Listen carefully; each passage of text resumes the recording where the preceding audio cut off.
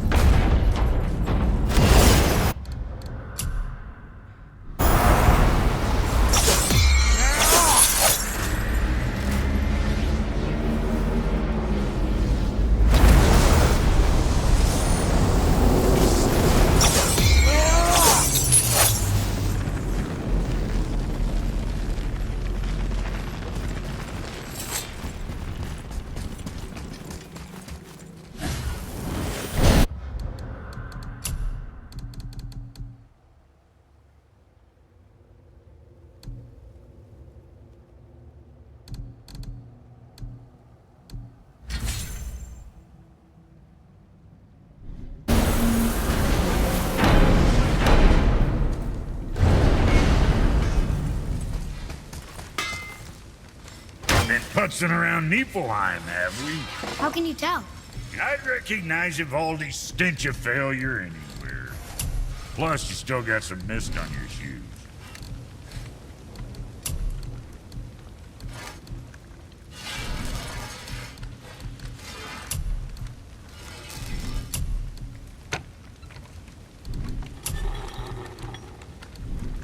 I see. Just wanted to stare into my eyes.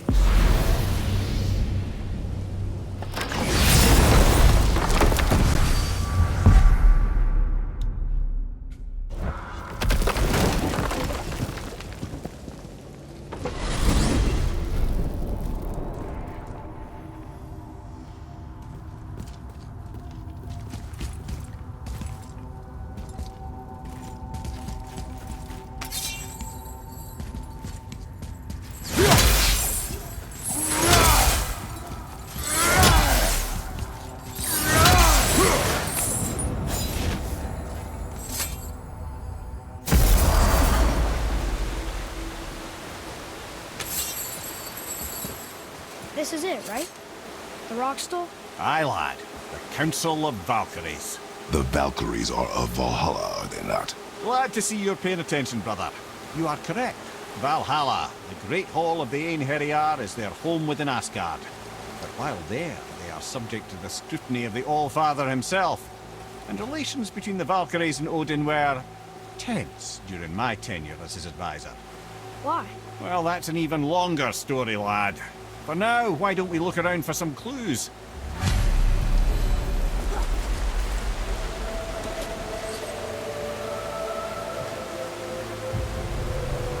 Whoa, you're back. Yeah. Who is she? Gunnar, Mistress of War. After any conflict, big or small, she would be first on the scene, sussing out the worthy spirits for a free trip to Valhalla. A gruesome task. She took great pride in it. Any conflict. Impossible. It's true. She had help from her sisters, of course, but Gunnar was always first to arrive.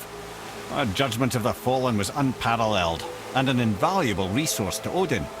She was one of his favorites.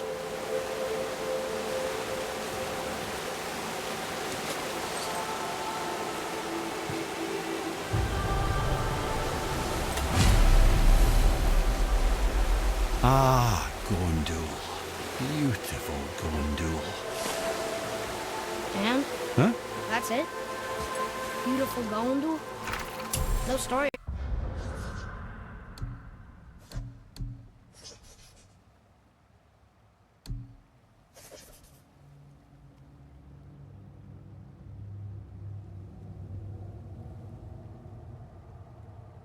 Or anything?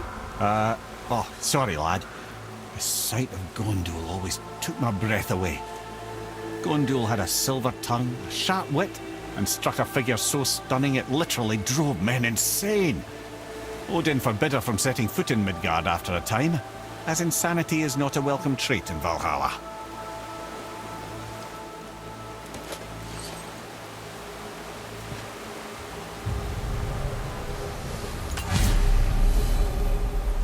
This is none other than Geirdriful, the Master of Arms in Valhalla, responsible for arming and training Odin's Einherjar.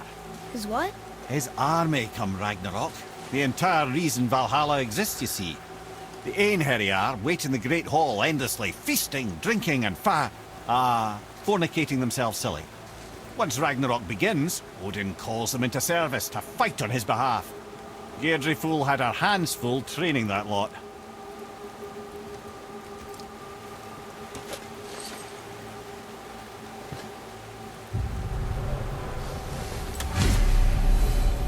This, my friends, is Kara. Now, Valkyries are volatile by nature, but Kara, the lass's wild storm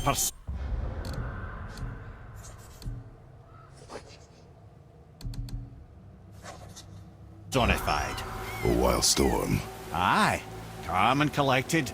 Then the air would shift and the fury of her storm would unleash. It was beautiful in a way, assuming you could find proper shelter. Her tears would cleanse the blood-soaked battlefields.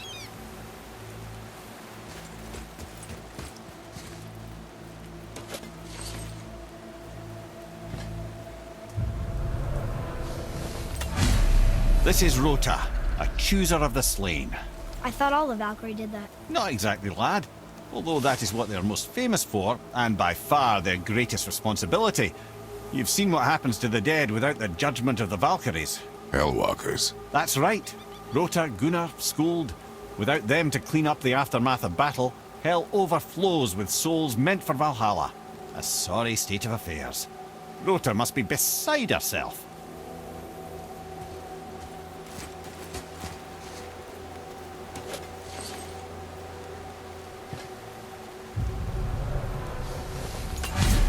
Ah, here we have Air, the healer. A Valkyrie healer? Strange. Air was strange, as a matter of fact. Very quiet, very calm. Where her sisters were violent rapids, Air was a gentle stream. She healed the wounds of both mortals and gods, and even a certain all-knowing sage who once drank too much and fell off a mountain. Not my proudest moment.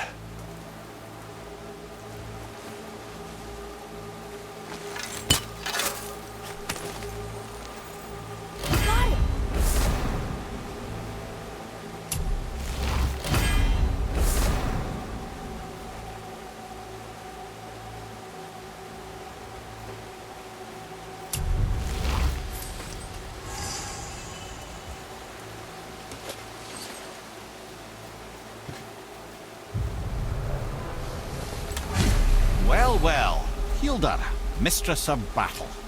She and Odin got on quite well, actually. Her and the other Valkyries, not so much. She would spend most of her time here in Midgard observing discord between the living, and sewing some up herself from time to time. She lived for conflict. Some say she was conflict personified. I wonder what will become of her now that she's free.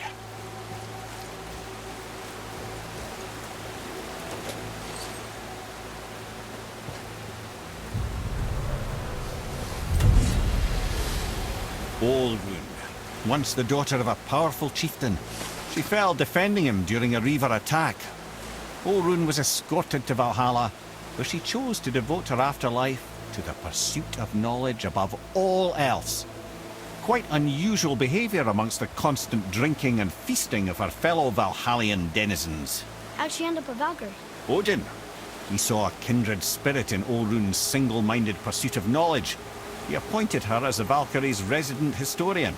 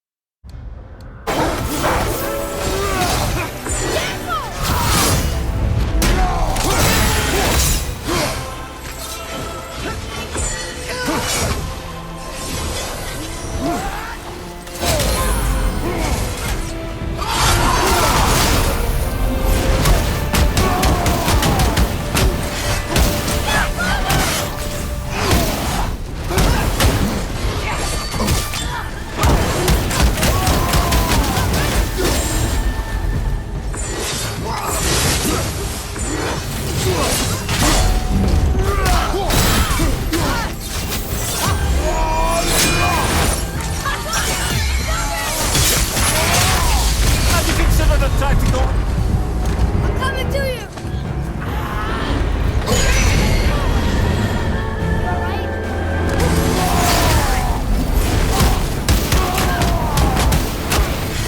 Watch out, Father!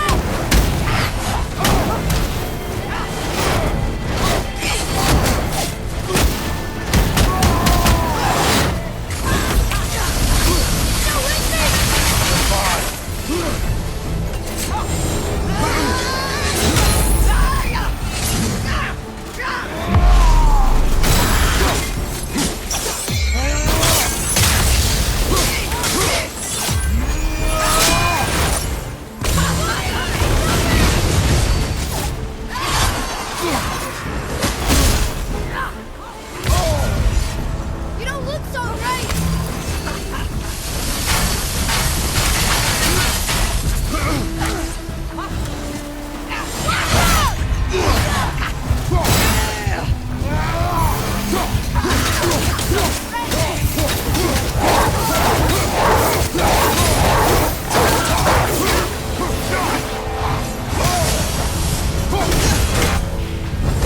Down, Father!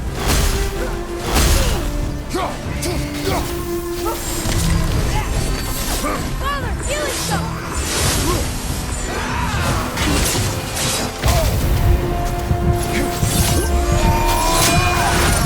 Watch out!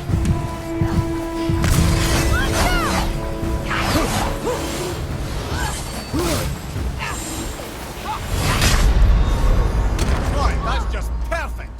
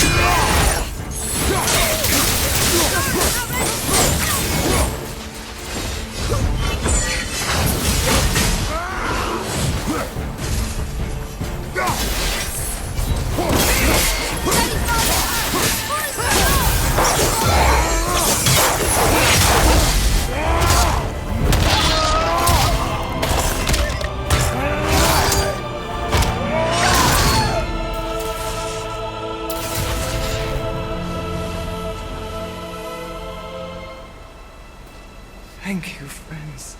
You have saved the Valkyries. Sigrun, how did this happen? Mimir, is that you? You have been freed, but... Freedom comes at a price, milady. You speak truly. Countless winters we served the All-Father. But only through his union to the Queen did we ever taste some measure of freedom. But aren't you the queen? There has only been one Queen of the Valkyries, the goddess Freya.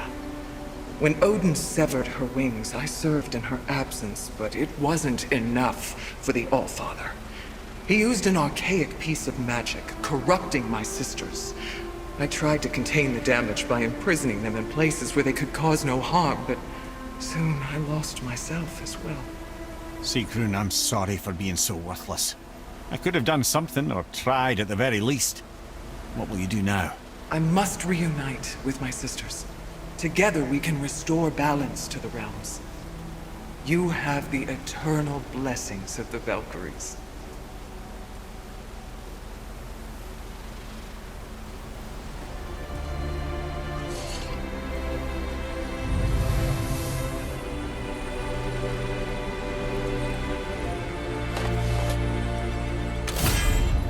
Well, we did it, I suppose. You don't sound very happy about it. It's difficult to be happy about anything when you're a reanimated head. I'm grateful we were able to set the Valkyries free. But so much of this could have been avoided, if only... You said it yourself, Head. It does not matter anymore. The past is the past. Well, that's awfully cheerful coming from you. I am in a good mood.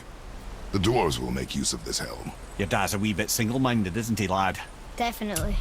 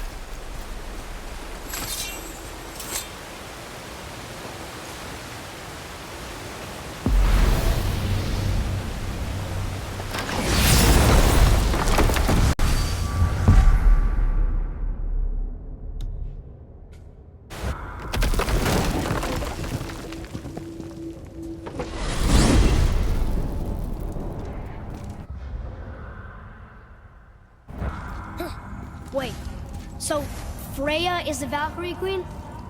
She never told us. You never told us. Explain yourself, Head. Or are you bewitched again? Not at all. Freya was Queen of the Valkyries at one point. Part of her marriage dowry included overseeing the Valkyries themselves. As a powerful Vanir goddess, they revered her. I never knew how much until now.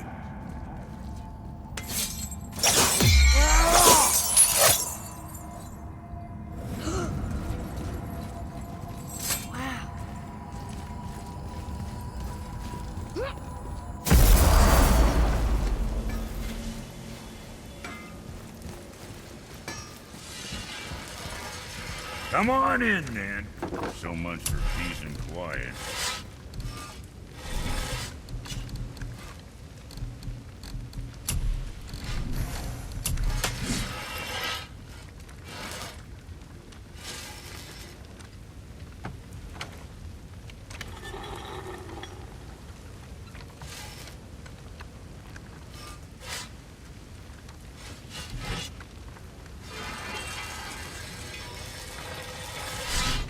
That's it?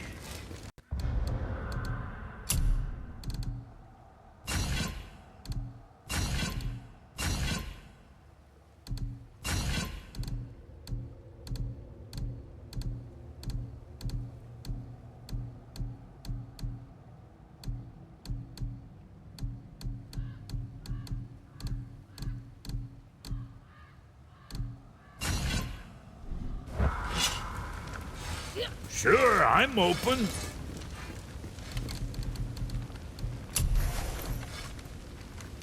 Don't let her get too thirsty now.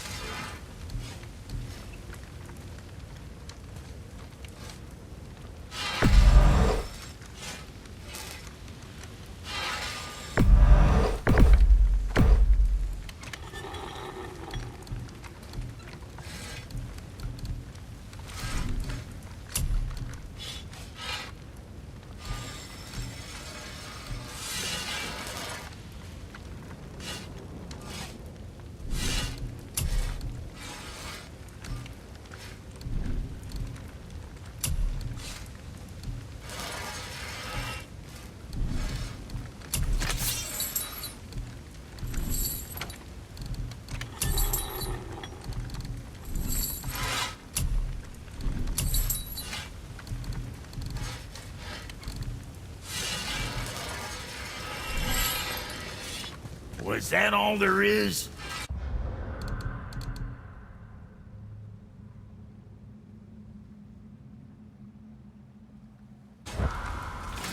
What'll it be?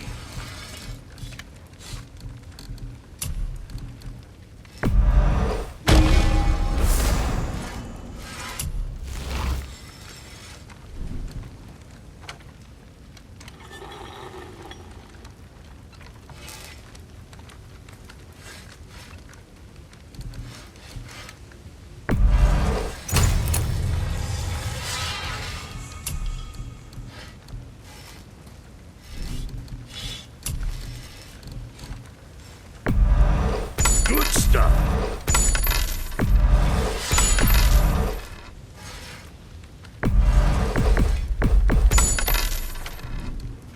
Now what was the other thing?